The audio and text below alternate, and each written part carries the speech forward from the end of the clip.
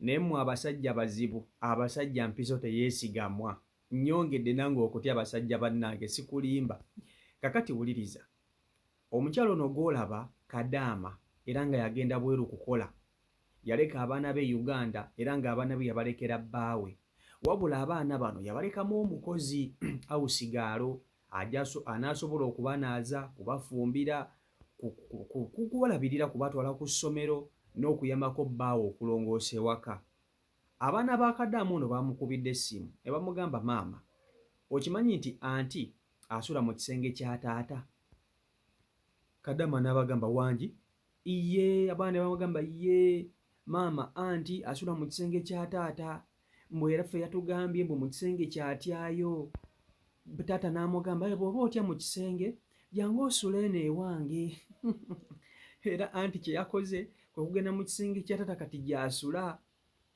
Kadaama ono n'asirika ne kimuluma ng'alabira ddala awusigaalo atandise okuyingirira amaka ge, atandika ty okusula ne bbaawe. Kadaama ono kye yakoze kwe kukubira bbaawe essimu n'amugamba, mukwano, ge mpulidde geego nti awusigaalo asula mu kisenge ekyo. Omusajja ssebo teyeegaanye, omusajja yakamuteme n'amugamba nti ye munnange awusigaalo ono asula nange mu kisenge. Nali ndi awo n'aŋŋamba nti mu kisenge atyayo, ne mugamba ye mu kisenge otyayo, jangu kale otandike okuseno nange. Era yaŋŋamba mbu abeera mu kisenge ebintu, alaba ebintu ebimutugatuga, bwe bintu bimugoba, kugamba takisobola kusulayo yekka mukazi wattu. Ate engeri yalabirira abaana bange nga saagala kintu kyonna kyonna kumutuukako kibi, omusajja bw'atyo bw'agamba mukazi we.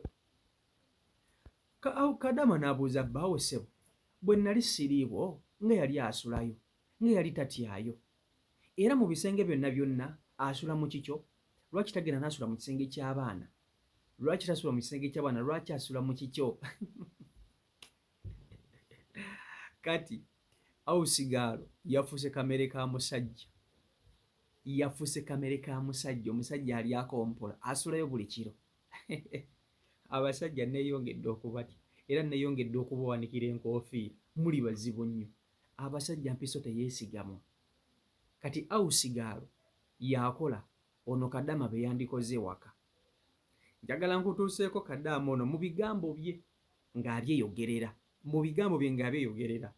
ng'abasaba ne ku magezi bannanga akola atya? Ali ku kyeyo, bbaawe ali Uganda. Vidiyo nkusaba ogimpereka like, vidiyo yeeyo. Olunaku lwajja ekiro nga nkubira abaana bange njogera nabo. Abaana bange bwe naleka Uganda nzija enkole. Nga lwaki abaana tebaŋŋamba nti Rose asula mu kisenge kya ddadi? Imagine, Rose asula mu kisenge kya ddadi. Nalekayo omuwala ewaka okuyambako abaana. Baana kusoma, genda ku ssomero, kulongoosa waka.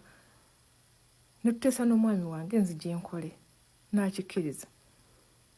Naye neebuuza kati lwaki Rose asula mu kisenge ky'omukulu. Omukulu bwe namubuuza yaŋŋamba kimu, mbu Rose eri gye yali asula yali atyayo. Mbu gye yali asula yali atyayo. Mbu nti yabeerangawo ekiro ng'aleekaana omuwala, mbu ekintu kikyo. Tulina ebisenge 3 eby'okusulamu. Ekisenge ekimu asula, eky'abaana n'ekyaffe. Yandigeze mu ky'abaana bw'aba yali atyayo. Ye ebbanga lyonna lye nabeera naye nga teyasobola kutyayo. Mala kuvaawo ne mba nga siriiwo natandika okutya mu kisenge. Bw'atyo omwana munnange aba atyayo mu kisenge, kakati ne ŋŋamba mwenye gy'alabirira abaana ajja asulenga eno. Byansobedde mpe ku magezi bakazi bannange. Asulayo busuzi nti oli asulayo kumukuuma sikitegeera. Laki kyannemye okutegeera, kyannemye okugatta n'essaawa zino, nze nawunze dda. Omusajja engeri gy'ammatizaamu. Rose talina buzibu, asula eno. Asula eno olw'ensonga nti yali atya mu kisenge, aŋŋamba alaba ebintu ekiro, kakati banezi byanimye okutegeera omusajja oba mutuufu oba sibitegeera kubanga omwala twali tuludde naye naye nga kati kanzijja kubanga tulina bye twetaaga nga ffe naye te kati kyekineewuunyisa mbu omuwala ssaawa zino waatya mu kisenge ali nagenda nasula mu kisenge kya mukulu eky'abaana weekiri byansobedde mumpe ku magezi.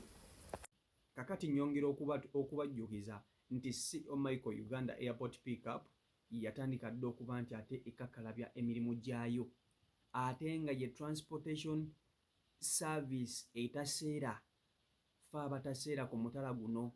So oba oyagala okuvugibwa obulungi ng'oyagala okuvugibwa ng'omumbejja ate ku miwendo egisingira ddala okubeera wansi wandibadde onneekwata CEO Michael Uganda Airport Pickup okuba nti ate nkuvuga ne nkujja ku kisaawe mpaka gy'olina okulaga.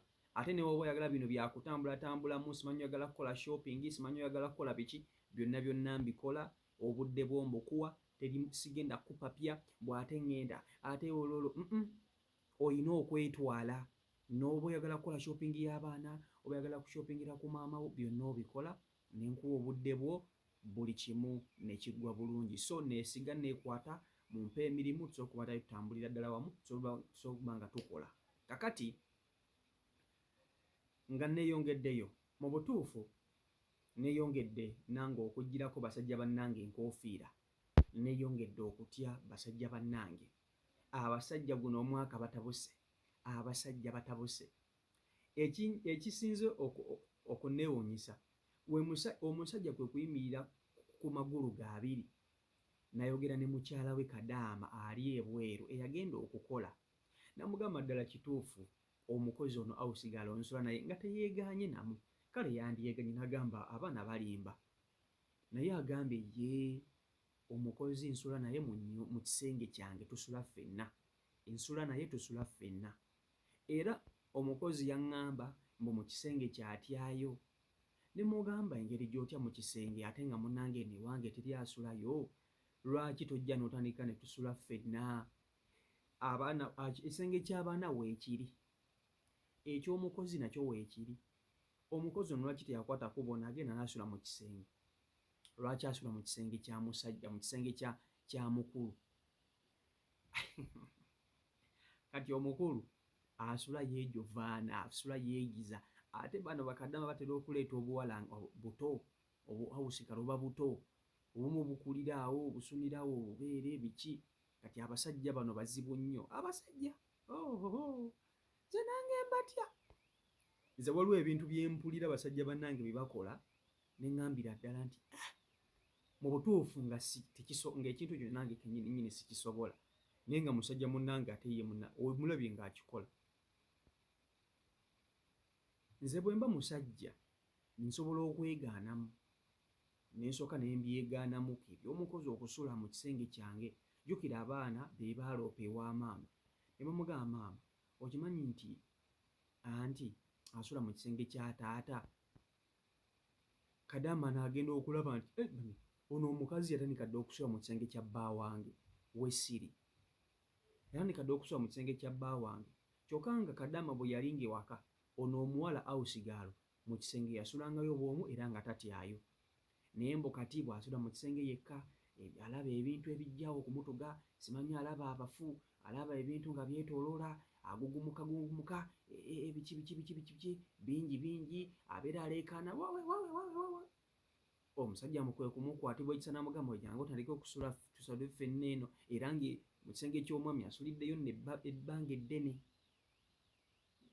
Kakati nnyabo kino olina okukimanya nti amaka go kati galimu omukazi gwe waleetanga awusigalo, kati mukazi kati ye muggyawo kubanga tosobola kuliraanya kando na sigiri, tosobola kuliraanya kando sigiri, okitegeera? Tosobola ennyama tosobola giteeka ku muliro n'etasiriira n'ogirekako, ino siriira. So awusigalo akola bye wandibadde okola ng'oli mu kisenge ekyo n'ebbaawo, awusigalo y'abikola. Era amaka ago gali mu lusuubo, geegendereze. Wandikomawo nga awusigalo ali lubuto ng'ali ttumbu, essaawa yonna okomawo nga awusigalo ali lubuto ali ttumbu. Abakazi abamu mumali olemera ku byeyo n'obeera ku kyeyo n'obeerayo emyaka simanya 6 myaka 4 ogenda kukomawo nga awusigalo yazaala n'omwana.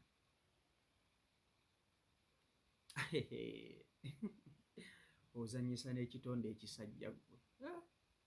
Abasajja tuli bazibu, abasajja bazibu. Nange neetwaliramu kuba nange ndi musajja siri mukazi. Naye mulimu ebintu bye ndaba ku basajja bannange bakola nga mu butuufu nze sikisobola. Awo ge mazima nga sikisobola. Tekyandibadde kirungi nnyo omusajja kulaga baana bo nga maama waabwe taliiwo n'otandika okubalaga nti olina omukyala gw'opepeya naye, tekiba kirungi. Mu buli ngeri era abaana baba balina okugamba maama waabwe.